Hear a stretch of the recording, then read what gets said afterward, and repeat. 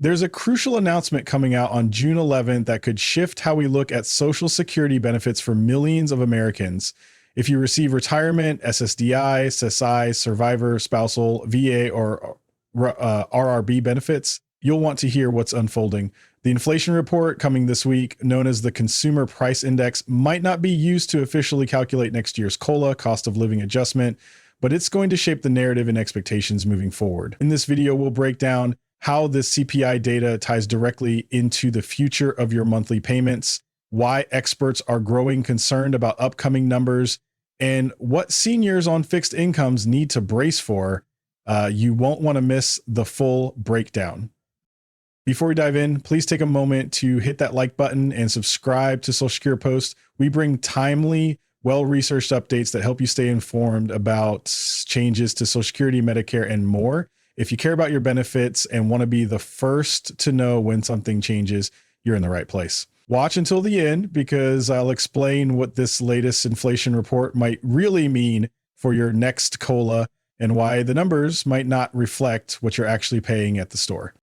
Every month, the Bureau of Labor Statistics releases the Consumer Price Index, CPI, which serves as one of the most watched indicators of inflation in the country. This upcoming CPI report, scheduled for June 11th, will cover the inflation data for May 2025. While this specific report won't be used directly in the official COLA calculation, and that's done using the data from July, August, and September, it is still highly significant. It acts as a preview into where inflation is heading and ultimately how much of an increase Social Security recipients could see in their checks next year. Many retirees and disabled individuals are counting on these numbers to determine their purchasing power. The CPI isn't just about numbers. It's about the real-world impact inflation has on groceries, gas, rent, and basic daily living expenses. It's also worth noting that the CPI data affects expectations, not just reality. Financial analysts, economic forecasters, and policymakers closely monitor CPI reports to adjust their projections and policies. When the report comes out on the 11th, we're going to learn whether inflation cooled off in May or if it continued its roller coaster path. The difference of even a few decimal points can mean billions of dollars in COLA adjustments over time. If inflation is shown to be rising, pressure could mount for a higher adjustment next year, though that doesn't always translate into larger checks. On the other hand, if inflation appears to drop, there's a risk of COLA projections being revised downward, disappointing millions of people relying on those increases to stay afloat. That's why this June 11 report, though not final, could be a turning point. The year 2025 has already been full of economic surprises. Earlier this year, we saw inflation spike during the first few months, alarming many analysts and seniors alike, only to be followed by a sudden drop in one of the more recent reports. This inconsistency has left many wondering whether inflation is truly under control or if it's merely being masked by temporary data points. When you rely on fixed income like Social Security, that kind of unpredictability becomes more than just an economic headline. It becomes a source of daily anxiety. Prices at the gas pump, utility bills, and grocery store receipts continue to rise, even when the official inflation rate appears to be cooling. So, which one is real, the government's numbers or what we feel in our wallets? This volatility makes the upcoming June CPI report even more important. If the data swings higher again, it might confirm fears that the economy hasn't stabilized as some hoped. But if it comes in lower, some might say the earlier spikes were just anomalies. Either way, it's going to influence how policymakers view inflation control and how benefit projections are adjusted. What's crucial to remember is that CPI isn't just a statistic. It's a benchmark that directly shapes the financial future for millions of Americans. When inflation rates fluctuate without clear direction, so too do expectations for the COLA. And those expectations, even before the official calculation in the fall, can influence how households plan their budgets, decide on large purchases, or even whether they can afford medications or housing. But let's address the elephant in the room. Many Americans don't trust the government's inflation numbers. And frankly, it's easy to see why. When the CPI report says inflation is rising 3.1% annually, but you're spending 12% more at the grocery store or 15% more on utilities, something doesn't add up. That's because CPI calculations exclude or minimize many of the real-world costs seniors deal with daily. Medical expenses, housing costs, and food volatility don't always get fair weight in these reports. So while Washington tells us inflation is moderating, we're often left feeling like we've stepped into a completely different reality. This disconnect fuels widespread frustration and skepticism about the fairness of the COLA system itself. After all, how can a cost of living adjustment be fair when it's based on numbers that don't reflect actual living costs? And yet, despite the flaws, these government figures are the foundation on which Social Security benefit increases are built.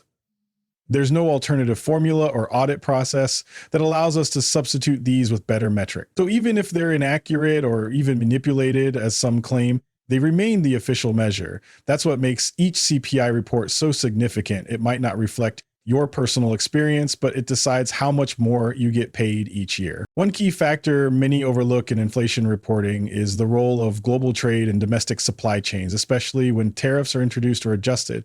Over the last few months, businesses across the United States have scrambled to purchase large quantities of goods before new tariff deadlines. This behavior leads to what economists call pre-order inflation, where increased demand for goods floods supply chains and drives prices up temporarily, but enough to influence CPI data. If many companies are rushing to buy steel, electronics, or even consumer products before a tariff hike, that surge in demand can mimic organic inflation. Then when the CPI report is generated, it includes those inflated prices, even if they're based on short-term behavior rather than a long-term trend. That's why inflation may look higher on paper, even if your local store doesn't feel any different yet. These artificial price hikes muddy the waters when it comes to determining whether real inflation is growing. For Social Security recipients, the danger lies in how these temporary increases could skew COLA projections, either inflating them and setting unrealistic expectations, or dropping off too quickly and dragging the COLA back down just before the official calculation window opens in July. The Federal Reserve may also respond to those skewed CPI readings with unnecessary policy tightening, which would further slow the economy and potentially hurt retirees' savings and investments. It's a domino effect, all beginning with an imperfect economic signal. This is why watching what's driving inflation, not just the percentage, is essential. Understanding that tariffs may be temporarily heating up the economy helps us forecast whether that heat will last long enough to benefit those depending on higher COLAs. As the economic landscape becomes more volatile, economists are beginning to revise their inflation projections for the remainder of 2025. Earlier in the year, most experts predicted a continued cooling of inflation, expecting the Federal Reserve's rate hikes to finally curb rising prices. But those hopes have started to fade. With recent data showing stubborn inflation and hints of another supply chain crunch, several economic analysts now warned we could see annual inflation levels rise back to 4%, a number we thought we'd left behind. If that happens, Social Security beneficiaries might expect a larger than anticipated COLA. On the surface, that sounds like good news. But remember, a higher COLA is only triggered by rising prices. In other words, if benefits go up, so do your costs. It's not necessarily a win, it's often just compensation for inflation you've already absorbed. What's more concerning is that rising inflation could prompt the Federal Reserve to pause or reverse any rate cutting plans. That would keep borrowing costs high and slow down the broader economy. For retirees or those nearing retirement, this means lower yields on savings, fewer investment opportunities, and higher prices on basic necessities. It creates a squeeze where incomes rise too slowly while expenses climb too fast. If inflation truly does hit 4% again, the SSA's COLA calculation formula may provide a higher benefit adjustment, but likely not high enough to cover real-life expenses. And once again, we return to the same cycle. CPI says one thing, your budget says another, and the gap in between is where financial stress builds. That's the reality millions of fixed-income Americans are bracing for, and why these economic forecasts are more than numbers, they are your financial lifeline. So where do we actually stand on the COLA forecast for 2025? Based on earlier reports this year, especially those released between January and March, initial projections placed the next COLA in the range of 2% to 4%. Then came April and May, where updated inflation readings lowered those estimates, with some forecasts dipping as low as 2.2% or even 1.8%. These fluctuations aren't random. They reflect how CPI data over a span of just a few months can drastically reshape expectations. That's why this June 11th report is so critical. It gives us another real-time signal before the official calculation period begins in July. A jump in inflation could bring the forecast back up toward 3%. A drop could lock it near 2% or below. Either way, this report tightens the range and allows analysts to fine-tune what seniors should expect and whether they need to prepare for leaner months ahead. The problem is, even when COLA numbers move slightly, the impact on real people can be massive. A 1% point drop in COLA could mean hundreds of dollars less per year in benefits, especially for those on the higher end of the payment scale. For lower income seniors and disabled individuals, that difference might be the cost of medications, groceries, or utilities. That's why every forecast update matters. It's not just theoretical. It affects household budgeting and peace of mind.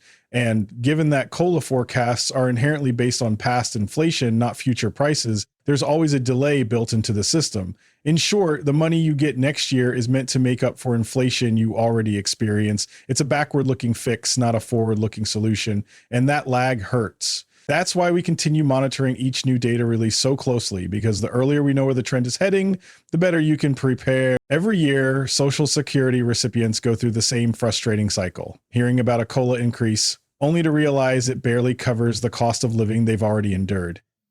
Many seniors joke that the COLA is too little too late, and unfortunately, that joke hits too close to home. The truth is, the way COLA is calculated has never quite matched how real people experience inflation. It's based on the CPI-W, a version of the consumer price index that reflects the spending habits of urban wage earners, not retirees. That means it underweights healthcare, overweights transportation, and ignores critical costs like long-term care. Seniors are left with annual increases that look decent on paper, maybe 3% here, 5% there, but by the time the increase arrives, rent, food, and medical bills have already eaten through that margin.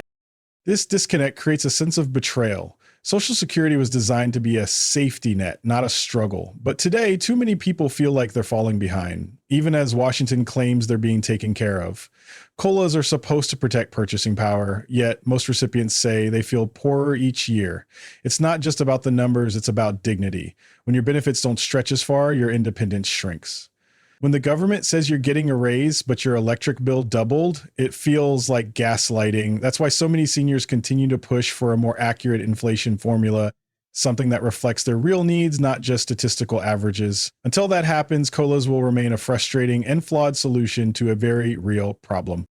Now let's clear up a common misconception. This June CPI report won't officially factor into the 2025 COLA calculation.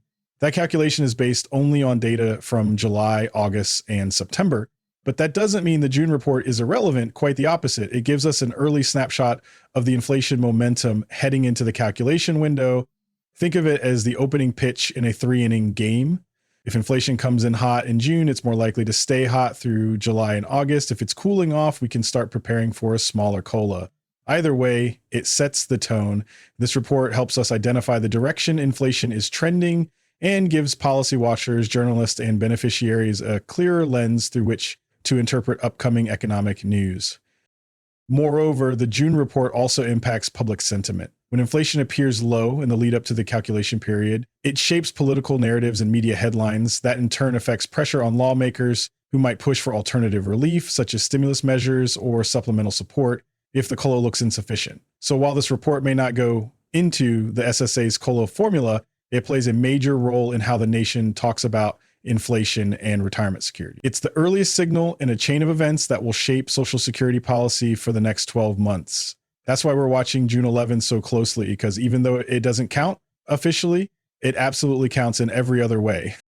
So what should you take away from all this? Simply put, stay informed, stay prepared, and stay connected. The June 11th CPI report is more than just a bureaucratic update. It's a signal flare for what's coming next.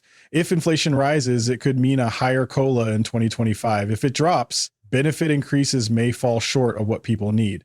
Either way, the sooner we know where the trend is heading, the better we can plan. Remember, inflation may be invisible at times, but its impact on your wallet is very real. That's why we'll be breaking down every CPI release, every SSA announcement, and every economic shift here at Social Security Post. If you found this video helpful, please hit the like button and subscribe. It costs you nothing, but it means the world to us and ensures you stay ahead of the curve. Share this video with friends, neighbors, or anyone you know on a fixed income. This is the kind of information people deserve to know about, and we're committed to bringing it to you with clarity and care. Until next time, take care, stay safe, and we'll see you in the next update.